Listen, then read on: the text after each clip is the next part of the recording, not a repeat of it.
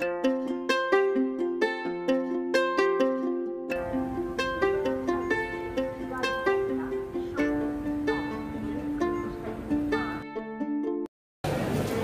लोग पहुंच चुके हैं हरिद्वार और सही टाइम पे हमारी ट्रेन आ गई है और अब हम जा रहे हैं हर की पौड़ी घाट।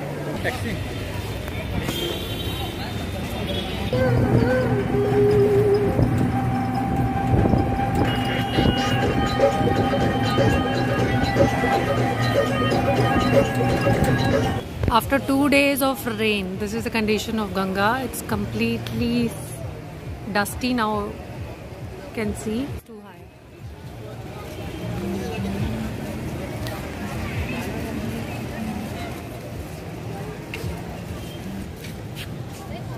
ये हमारा हरिद्वार और हम खड़े हैं राम घाट पर। ये सारे आश्रम बने हुए हैं और वो है एक पुल। उस पुल का नाम क्या है शिखा? तारा पुल ऐसा कुछ है नाम। 2019 में जब मैं यहाँ आई थी उस समय पे ये रोड कंस्ट्रक्शन चल रहा था। अभी आपको हार्डली लगेगा 10 minutes from Haridwar station to Rampul. और हम रामपुल के नज़दीक में एक आश्रम है, वहाँ पर स्टे करने वाले हैं फॉर 2 डेज़, क्योंकि काफ़ी बारिश है और हम यहाँ से मूव नहीं कर सकते। तो 2 दिन काफ़ी है हरिद्वार घूमने के लिए। हरिद्वार में आपको मंदिर मिलेंगे, मनसा देवी, चंडी देवी और भोलेनाथ की ससुराल है यहाँ। इसके अलावा आपको भारत माता का मंदिर है, पवन धाम है, कई जगह हैं यहाँ पे घूमने के लिए। और हर की पौड़ी तो है ही, वहाँ पे सुबह शाम आरती होती है जो कि बहुत देखने वाली चीज़ है। तो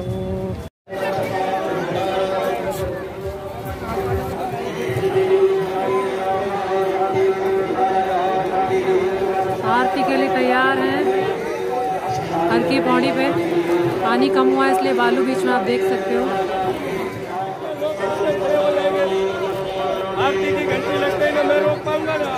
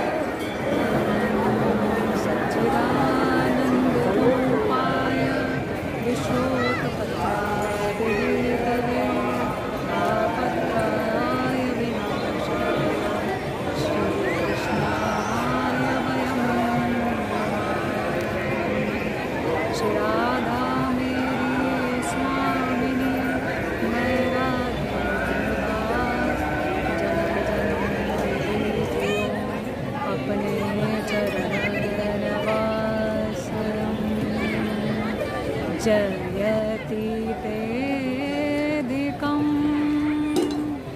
जन्मना व्रजा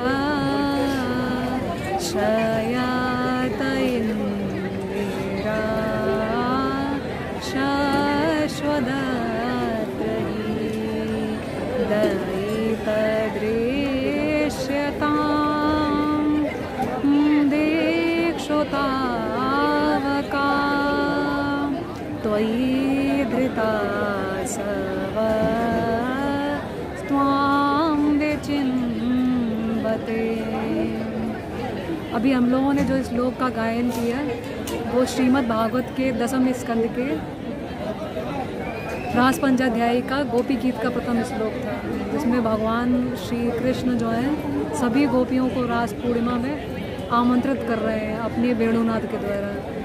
और उस समय क्या होता है, जब वेणुनाद भगवान करते हैं तो भगवान सभी गोपियों को रास का आमंत्रण करते हैं। सभी गोपियां अपने घर से जैसी होती हैं उसी अवस्था में दौड़ी चली आती हैं।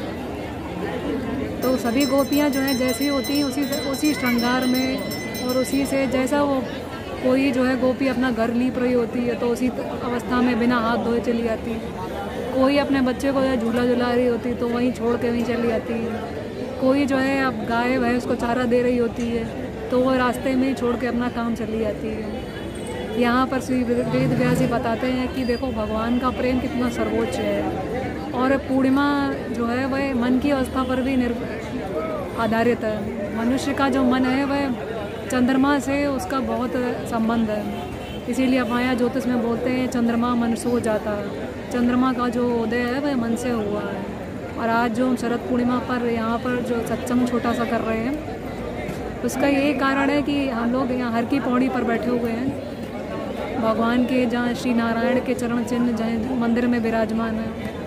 दूर दूर से सभी भारत के सभी भक्त जो है यहाँ दर्शन करने के लिए आते हैं। हमने भी आज सुबह जो है गंगा स्नान किया, माता से गंगा माँ से यहाँ प्रार्थना की।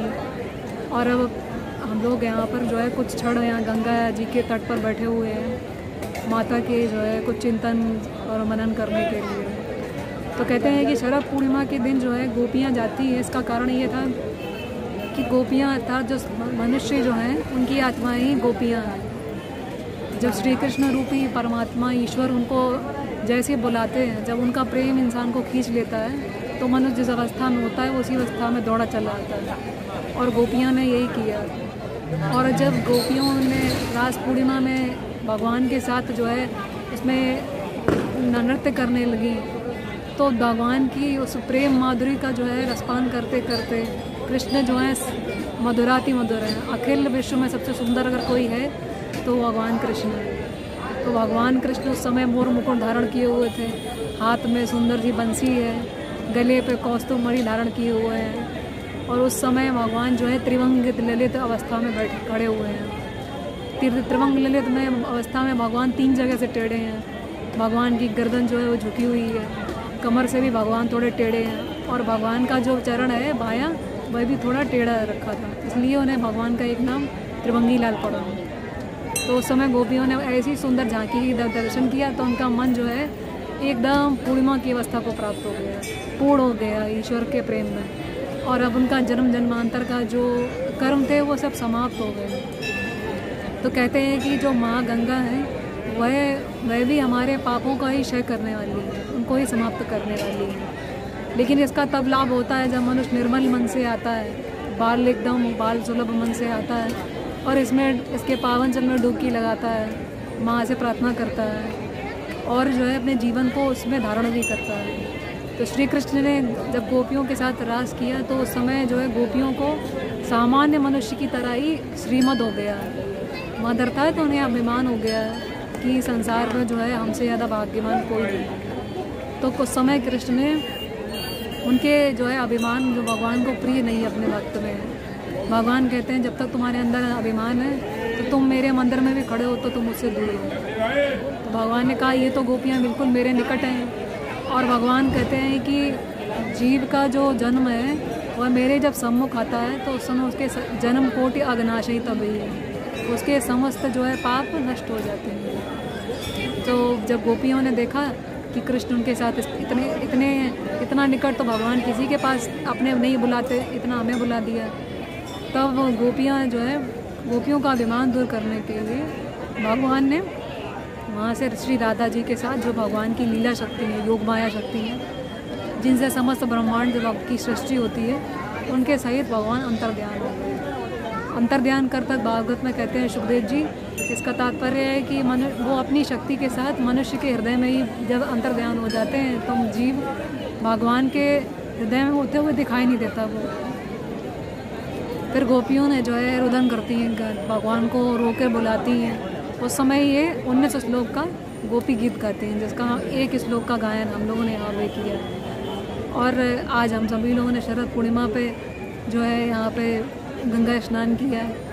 भारत में ऐसी प्रथा है कि आज के दिन जो है सभी स्त्रियाँ या जो भी जिनको भी जानकारी है वह अपने घर में अच्छे से खीर बनाती हैं और खीर को जो है आज चंद्रमा की उसकी किरणों के नीचे रखती हैं, ताकि जो है उसकी औषधि पूर्ण जो किरणें हैं उसकी खीर में जब पड़ती हैं तो उसका खाने से मनुष्य का स्वास्थ्य अच्छा होता है और मन भी मजबूत होता है। तो हम सभी लोग जो है आज खीर का सेवन अवश्य करें, अपने जीवा को मीठा के साथ, जीव को मीठा करें, इसके साथ साथ जो है अपने मन को भी मीठा करें।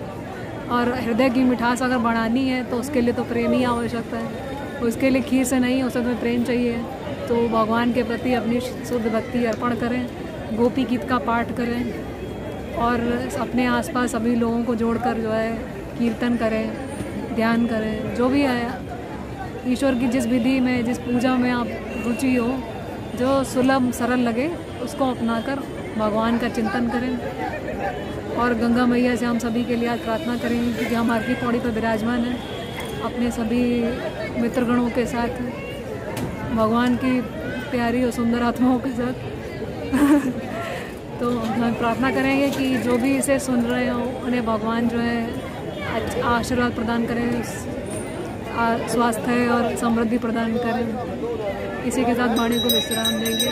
बोलो श्री राधा कृष्ण की जय, वृंदावन बिहारी लाल की जय, सद्गुरु भगवान की, गंगा मैया की, केदारनाथ की, बद्रीनाथ की,